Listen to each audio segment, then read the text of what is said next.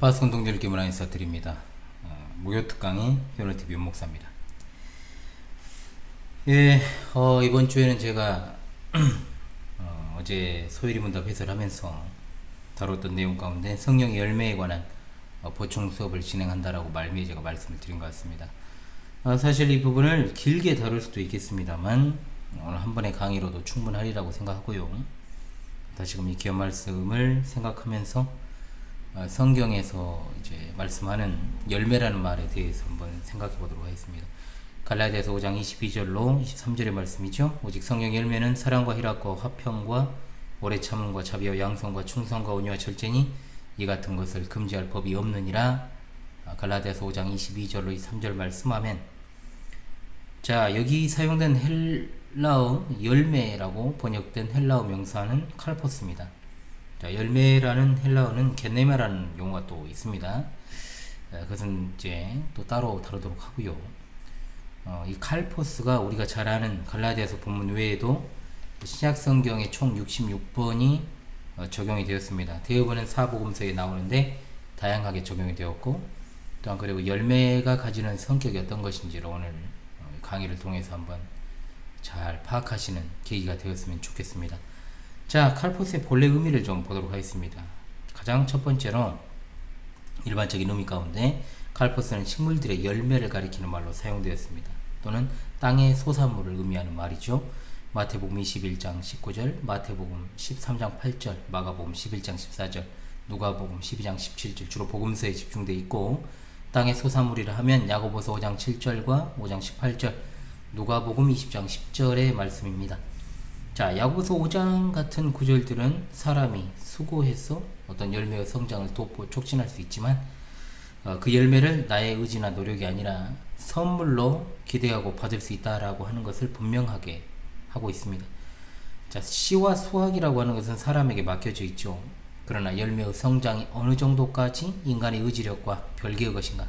자, 그 열매가 정해진 시기에 익는다는 사실로 분명히 보여주고 있습니다. 열매 형태는 임의적인 것이 아닙니다. 처음부터 그 씨앗으로 결정 지어지기 때문에 그 열매를 보고 그 식물을 판단할 수 있다는 거죠. 나무도 좋고 실과도 좋다 하든지, 나무도 좋지 않고 실과도 좋지 않다 하든지 하라. 그 실과로 나무를 아느니라 하신 우리 주님의 말씀, 이 사실은 사실 종자뿐만 아니라 질에도 적용이 되는 것이죠. 마태복음은 선한 열매, 악한 열매, 그리고 썩은 열매를 특히 대조를 시키고 있습니다. 기대에 부응하지 못하는 열매는 쓸모가 없고, 그러한 열매를 맺는 것은 유용성이 없는 것으로 불린다는 사실을 보여주는 데 그 의도가 있습니다. 자, 두 번째, 후손을 의미하는 단어로 사용되기도 합니다. 누가복음 1장 42절에서 칼포스는 몸의 열매, 즉 후손이라는 의미로 나타납니다. 큰 소리로 불러 가로되 여자 중에 내가 복이 있으며 내 태중에 아이도 복이 있도다. 사도행전 22장 30절입니다. 그는 선지자라 하나님이 이미 맹세하사 그 중에서 한 사람을 그 위에 앉게 하리라 하심을 알고. 아멘. 자, 세 번째, 칼포스는 회개의 열매를 의미하는 말로 사용되었습니다.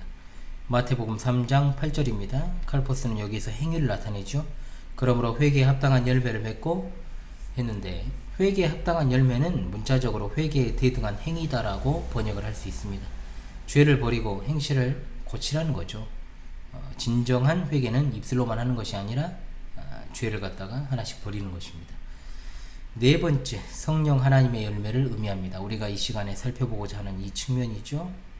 갈라디아서 5장 22절에서 성령의 열매는 성령께서 가져오시는 여러가지 선행을 말합니다.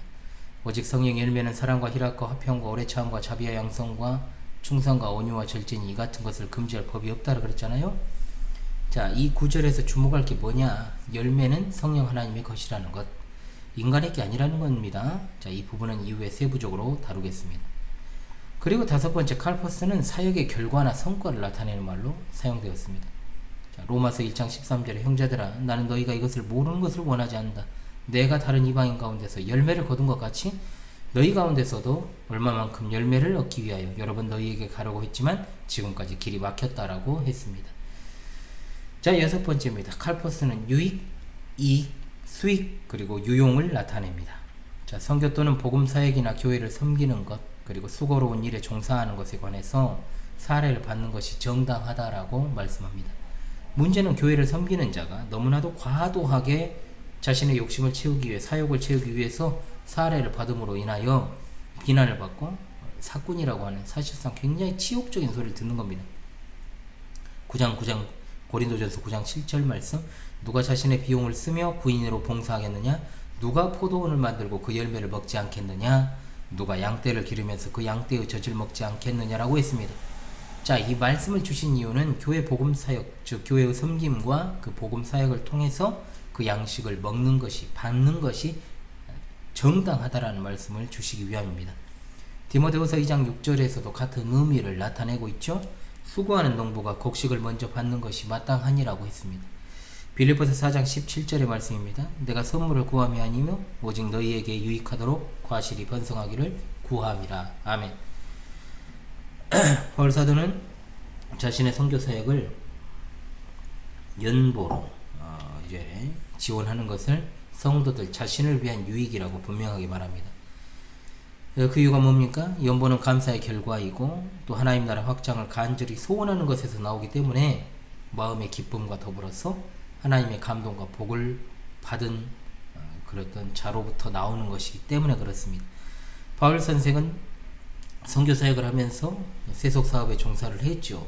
그러면서 거기에서 생긴 물질을 가지고 선교 사역에 사용했던 것을 우리가 잘 알고 있습니다. 히브리서 12장 11절입니다. 무릇 징계가 당시에는 즐거워 보이지 않고 슬퍼 보이나 후에 그로 말미암아 연단 받은 자들은 의와 평강의 열매를 맺느니라. 아멘. 자, 이 말씀은 징계를 통해 기쁨, 즉 화평의 열매를 맺게 된다는 것을 의미합니다. 징계는 미워서 하는 게 아니죠. 사랑으로, 교육 차원에서 하는 것입니다. 더욱 좋은 길로 인도하기 위한 방편입니다. 징계에는 여러 종류가 있습니다. 어려움과 시련과 질병과 사고와 각종 힘든 일들, 이것이 다 포함되죠. 성경에는 징계가 없으면 버림을 받은 사생아라고 했습니다. 성도는 누구나 징계받습니다. 성도는 그 징계를 통해서 하나님께 더욱더 한 걸음 나아가고 성숙해지는 것이죠. 자, 7번째 칼포스. 자, 열매와 찬양을 의미하는 말로 사용되기도 합니다. 히브리서 13장 15절, 여러분들이 비교적 잘 아는 말씀, 입술에 열매가 나옵니다. 하나님께 감사 제물로 드리는 찬양을 가리키죠. 이러므로 우리가 예수로 말미암아 항상 찬미의 제사를 하나님께 드리자. 이는 그 이름을 증거하는 입술의 열매니라. 아멘. 8번째입니다. 칼포스는 예수님과의 친밀한 교제를 가리키는 데 사용되었습니다. 요한복음 15장 5절입니다. 나는 포도나무여 너희는 가지라. 그가 내 안에 내가 그 안에 거하면 사람이 열매를 많이 맺나니 나를 떠나서는 너희가 아무것도 할 수 없음이라. 아멘. 자, 9번째. 칼포스는 구원받은 사람을 가리키는 데도 사용되었습니다. 요한복음 4장 36절입니다. 거두는 자가 이미 삭도 받고 영생에 이르는 열매를 모으나니 이는 뿌린 자와 거두는 자가 함께 즐거워하게 하려 함이니라. 아멘. 10번째로 칼포스는 또한 천국의 생명나무 열매에도 적용되었습니다. 요한계시록 22장 2절에서 2번 나옵니다. 길 가운데로 흐르더라. 강 좌우에 생명나무가 있어 12가지 열매를 맺되 달마다 그 열매를 맺고 그 나무 잎사귀들은 만국을 치료하기 위하여 있더라. 아멘. 자, 이상과 같은 열매로 번역된 헬라어 칼포스가 어떤 용례로 사용되었는지를 살펴보았습니다. 자, 그렇다면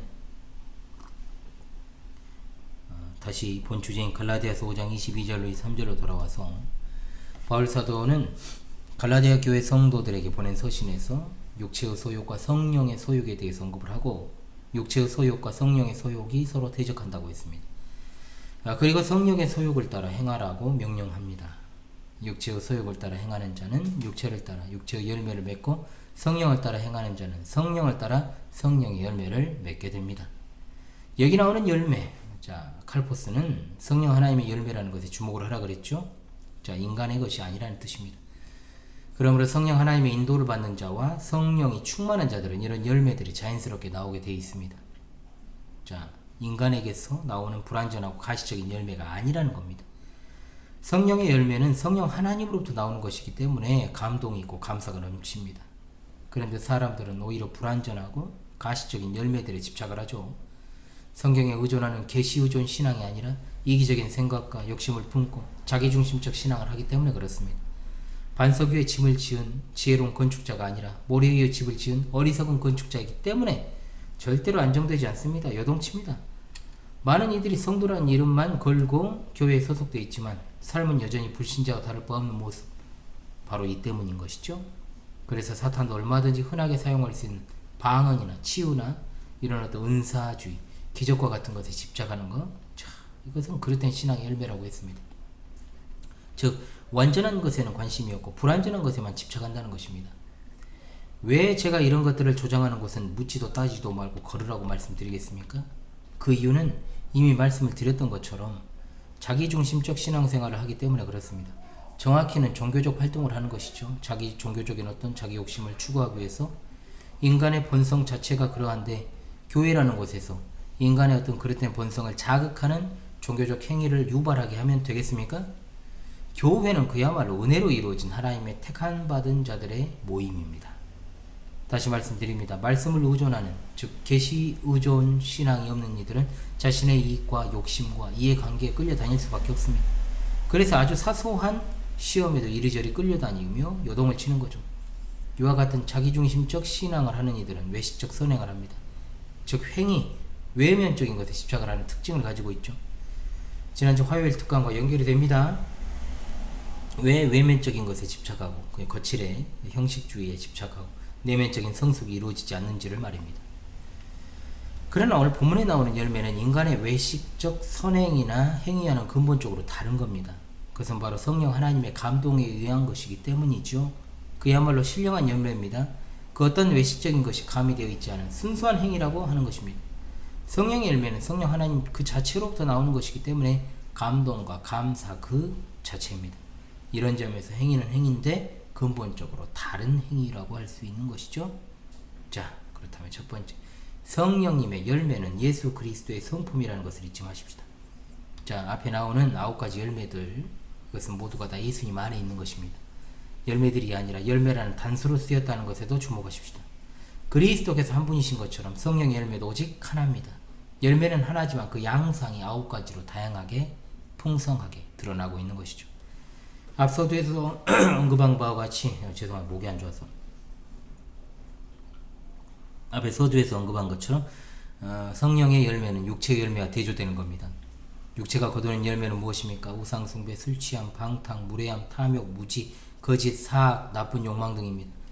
그러나 성령의 열매는 죄와 완전하게 반대가 됩니다. 다시 말하지만 인간의 것이 아닙니다. 성령님의 열매입니다. 아름다운 꽃이 정원에 피어있는 것처럼 그 안에 성령님께서 내주하신 자들은 성령의 열매를 맺게 됩니다. 즉 자연스럽게 예수 그리스도의 성품을 닮아가는 것이죠. 사람이 열매를 만들어낼 수 없습니다. 다만 열매를 사모하는 열심과 신중함이 요구될 뿐입니다. 열매를 맺기까지 매우 고통스러운 인내가 요구됩니다. 인내는 아름다운 열매의 한 부분입니다.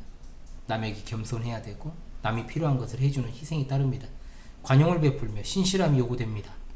자신을 억제하고 다스리면서 믿을 수 있을 만큼 안정감이 있어야 되는 것이죠. 자, 그렇다면 성령님의 9가지 양상의 열매들을 보십시다. 첫 번째 무엇입니까? 사랑입니다. 헬라어로는 아가페입니다. 히브리어에서는 아헤브입니다. 아하브, 도드. 자, 이것은 하나님의 초자연적인 사랑입니다. 헬라어의 사랑이라는 단어가 총 4가지가 있습니다. 아가페 사랑은 초자연적인 하나님의 사랑, 스톨게는 혈통적인 사랑, 에로스는 이성적인 사랑, 필레오 사랑은 우정적인 사랑입니다. 헬라 성경에는 하나님의 사랑을 나타낼 때 아가페 사랑과 필레오 사랑을 교대로 사용했습니다. 따라서 성도는 하나님의 사랑을 실천받을 것을 요구받습니다. 성령께서 내주하시는 성도는 십계명을 통해서 이 2가지 사랑을 실천하는 것인데, 첫 번째 계명은 주 너희 하나님을 사랑하라. 두 번째 계명은 내 이웃을 내 자신같이 사랑하라. 바로 이 말씀입니다. 아멘. 자, 두 번째 무엇입니까? 희락입니다. 헬라어로 카라죠, 카라. 자, 그래서 이 희락이라고 하는 것은 사람이 육신의 소욕을 따라 나오는 쾌락이 아닙니다. 죄사함의 기쁨, 하나님과의 화목으로부터 오는 기쁨, 환난 중에도 기뻐하는 것, 바로 그것을 말하는 겁니다. 자, 세 번째 화평입니다. 헬라어로 에이레네입니다. 히브리어로는 우리가 너무나 잘 아는 샬롬입니다. 평화와 화목과 번영과 안식을 말하는 단어입니다. 참된 평강은 속죄의 은혜로부터, 즉 하나님으로부터 임하는 마음의 평안, 즉 하나님과 화목된 결과로 하나님께로부터 임하는 마음의 평안이기 때문에 절대로 세상에 줄 수 없습니다. 이 세상이 빼앗을 수도 없는 평안입니다. 모든 염려, 근심, 걱정을 하나님께 맡김으로 주시는 평강, 그것이 바로 화평입니다. 네 번째, 오래 참음입니다. 헬라어로 마크로디미아입니다. 마크로디미아. 자, 이것은 바로 희망하다, 끈, 살다, 내가 바라다 이런 뜻, 꿋꿋함, 인내, 자제심 이것들을 갖다가 가리키는 말인데요. 자, 신앙의 여정은 마치 광야를 걷는 것처럼 정말로 고단하고 피곤한 게 사실입니다. 오래 참고 견뎌야 소망도 있고 희망도 있는 법인데요. 살기 위해서 인내하는 것입니다. 어린아이가 하루아침에 성장합니까? 그렇지 않습니다. 때로는 아프기도 하고 어려움도 당하고 그렇게 성장해 갑니다. 신자들도 마찬가지입니다. 오래 참음이 필요합니다. 노아는 오랜 세월 동안 방주를 만들며 인내했고 다니엘은 바벨론 포로 생활 가운데서 인내했습니다. 모세는 40년 동안 광야에서 훈련받고 80세의 나이로 이스라엘 백성을 인도하는 지도자가 되었습니다. 농부도 밭에 파종하고 당장 열매를 거두는 것이 아니라 오랜 기간 가꾸며 인내한 후에 열매를 거둡니다. 자, 다섯 번째, 자비입니다. 헬라어로 크레스토테스입니다. 자, 이것은 깊이 사랑하다, 긍휼히 여기다, 자비롭다. 자, 이것은 헤세드란 말로도 히브리에 사용되고 라훔이란 말로 사용됩니다. 그래서 자비라는 말보다는 친절이라는 말이 정확한 번역인데, 친절은 상대방에 대한 관심의 표시입니다. 무뚝뚝함, 거칠음, 그리고 불친절, 이것과는 반대말이죠.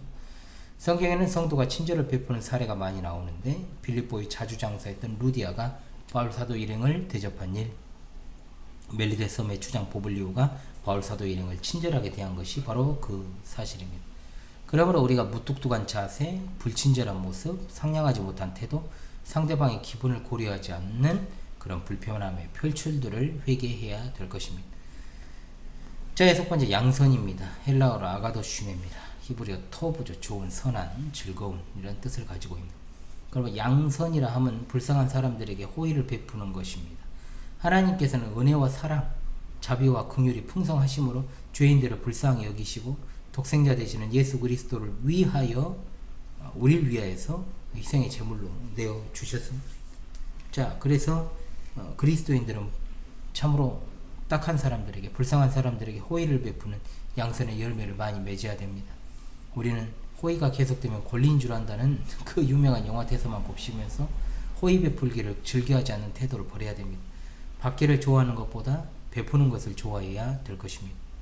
그 다음 일곱 번째, 충성입니다. 자, 충성 헬라어로 피스티스입니다. 자, 이것은 바로 충성, 충실함, 신실함, 설득, 신용이라는 뜻을 갖습니다. 도덕적으로나 종교적으로 진리에 대한 하나님의 신실함에 대한 충성, 곧 신실함을 뜻하죠. 교회를 섬긴다고 하면서 하나님의 말씀대로 하지 않고 지멋대로 하는 경우가 있는데, 하나님의 말씀 앞에서 자신을 스스로 낮추고 항상 겸손한 자세로 행동해야 되는 겁니다. 우리 주인은 하나님이시고 종에게 요구되는 것은 충성, 곧 신실함입니다. 사명과 맡은 일에 충성하는 것은 청지기에 합당한 자세입니다. 마지막 때 신앙의 정절, 절개를 반드시 꿋꿋이 지켜야 될 줄로 믿습니다. 아멘. 자, 여덟 번째, 온유입니다. 온유. 헬라어로 프라우테스입니다.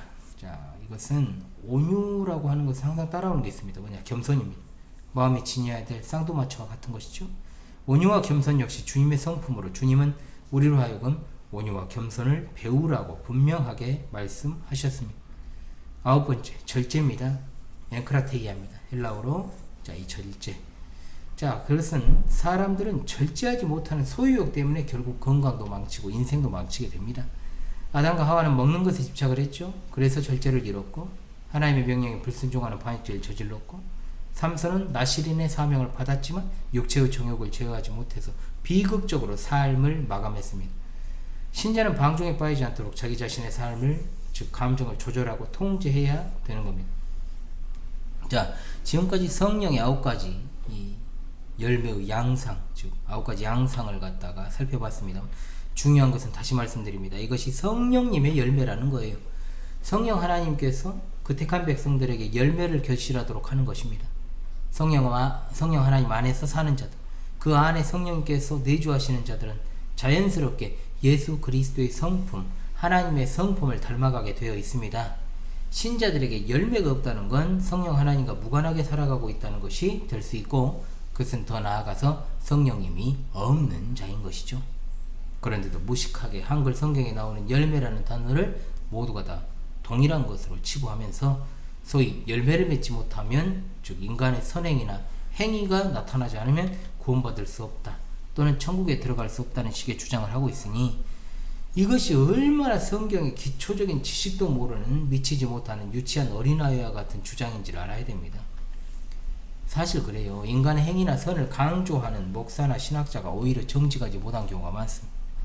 왜 그렇겠습니까? 결코 달성할 수 없는 것을 다른 사람들에게 엄격하게 잣대를 들이대니까 당연히 예수님 당시 바리새인이나 서기관들과 같은 태도로 이렇게 내려다보는 것이죠. 오죽하면 가르치는 자가 가르침 받는 자들, 즉 목사가 성도들을 배나 지옥 백성으로 만든다는 말씀을 하겠어요. 목사는 어떻게든 은혜로 이 말씀을 따라서 양들을 지도하고 먹이는 일이 중요합니다. 에베소서 2장 8절로 9절, 너희는 그 은혜에 의하여 믿음으로 말미암아 구원을 받았으니 이것은 너희에게 난 것이 아니요 하나님의 선물이야. 행위에서 난 것이 아니니 이는 누구든지 자랑하지 못하게 함이라. 아멘. 자, 믿음이 하나님의 선물인데 뭔 말이 더 필요하냐 이 말이죠. 그런데 왜 목사들은 성도들에게 말은 은혜를 운운하면서 행위로 구원 얻은 것과 같은 식으로 목회를 해나갑니까? 일평생 은혜로만 받는 이 구원을 가르쳐야죠. 또 가르치고 또 신중하게 목양을 해야 될 줄로 믿습니다. 자, 이번 목욕 특강은 이번 주 어제 수요 기독교 핵심 길라잡이 시간 성령님의 열매에 대한 보충 수업으로 진행을 했습니다. 아무쪼록 조금이나마 유익이 되셨기를 여러분 바랍니다. 내일 파수꾼들의 밤 잘 진행이 될 텐데요. 내일 파수꾼들의 밤으로 찾아오겠습니다. 지금까지 현월TV 윤목사였습니다. 감사합니다.